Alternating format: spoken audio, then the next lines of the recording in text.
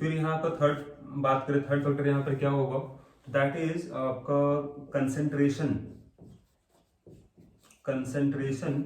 Concentration and reactivity of nucleophile,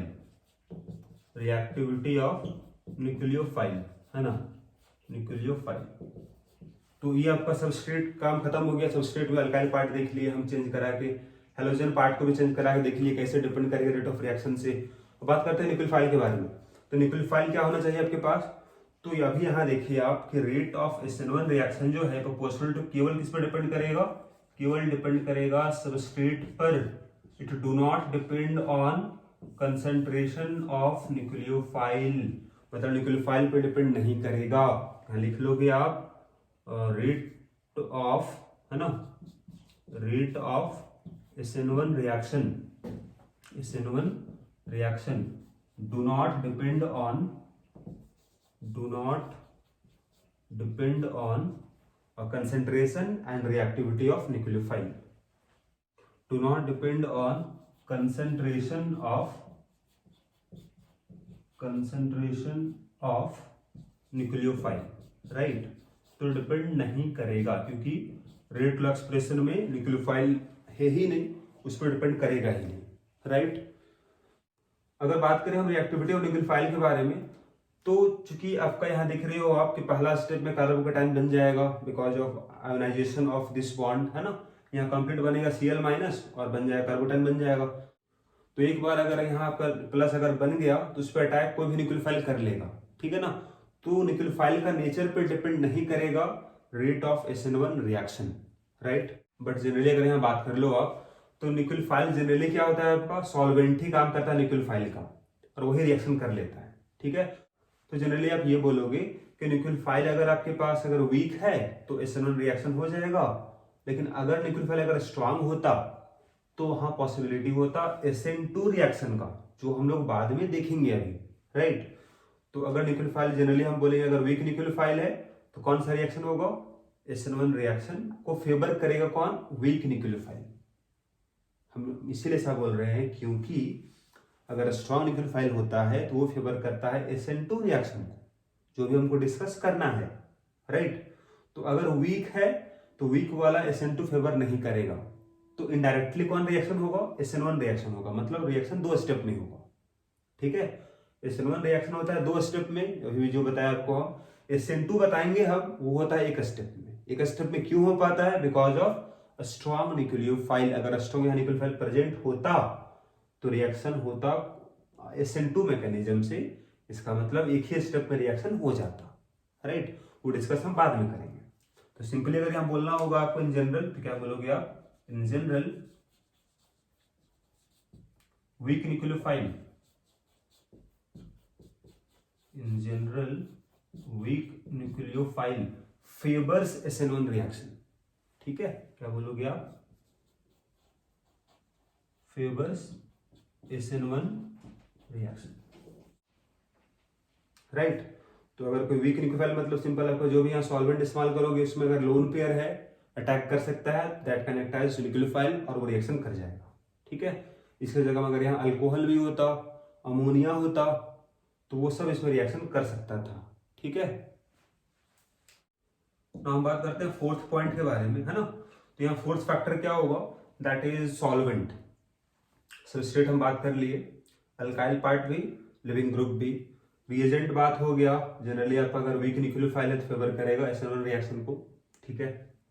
अब बात होगा सॉल्वेंट के बारे में। तो सॉल्वेंट कैसा होगा ताकि वो फेवर करेगा SN1 रिएक्शन, ठीक है ना।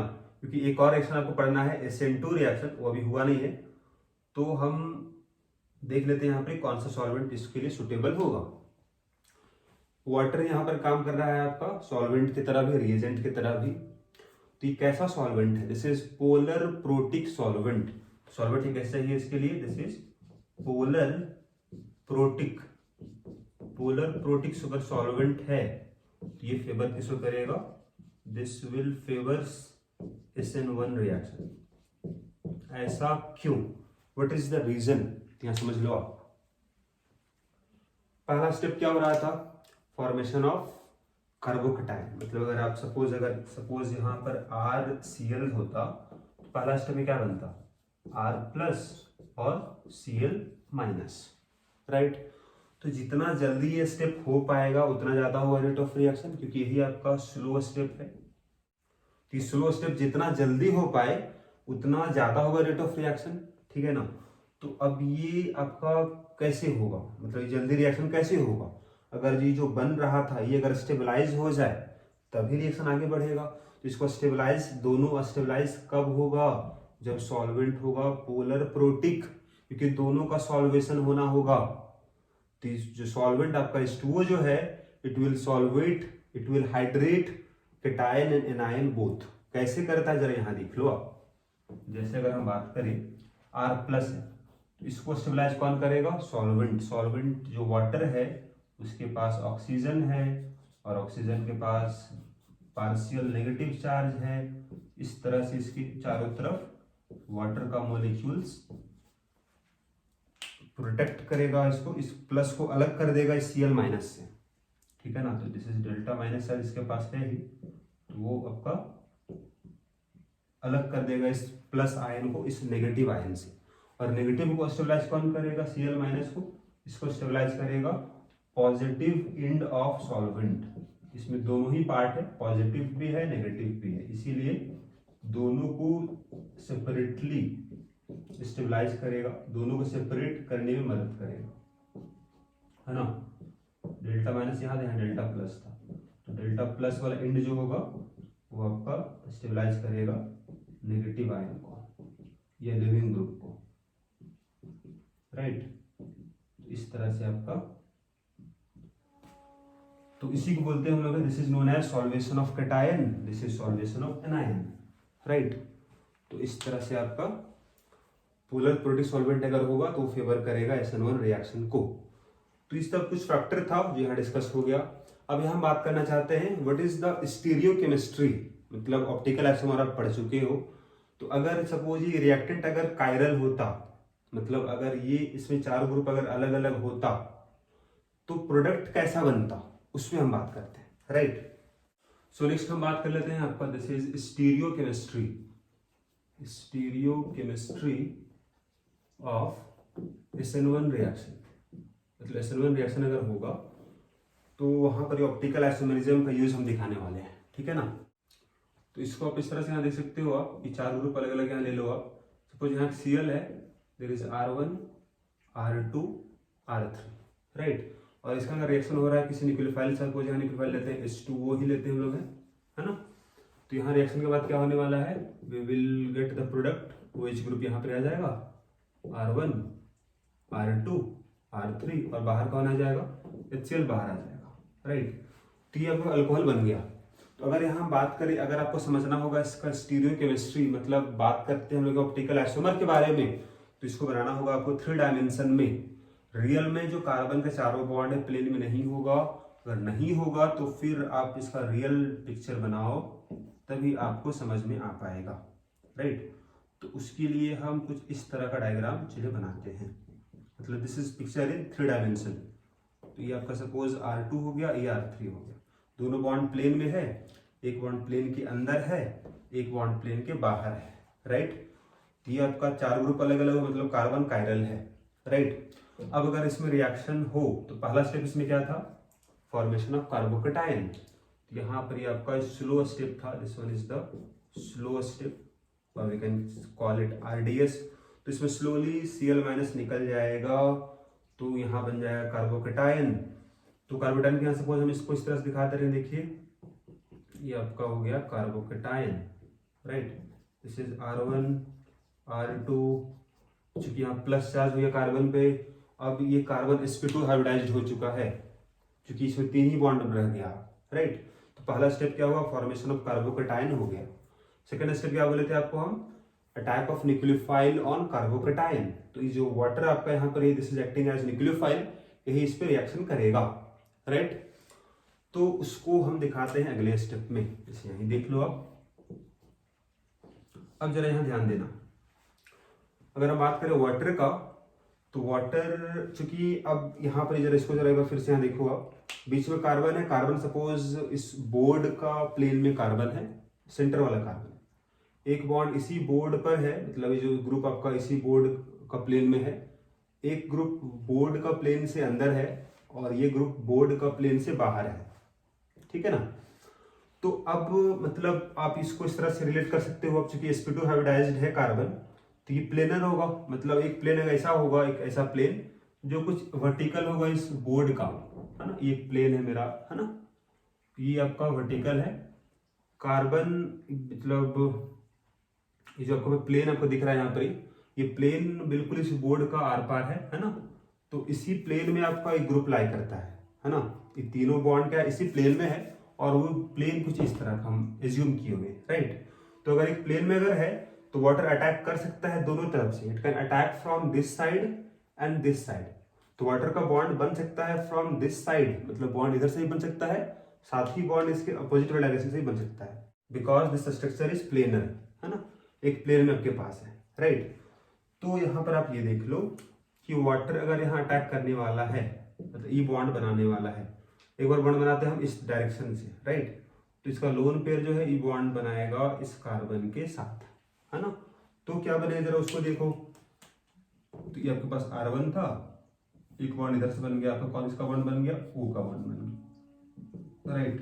तो यहाँ हम लोग चलिए बनाते हैं फिर से, दिस इज R2 हो गया और ये आपका R3 हो गया, यहाँ बन गया प्लस चार्ज। फाइनली आपका ऑक्सीजन ज्यादा इलेक्ट्रोनेगेटिव में, प्लस चार्ज स्टेबल नहीं रहेगा, तो ये H प्लस लूज कर जाएगा, क्योंकि यहाँ से कौन बाहर आया था, यहाँ से बाहर आया था Cl माइनस, वो इस H प्लस को निकालने में मदद कर देगा, तो H प्लस यहाँ से निकल जाएगा।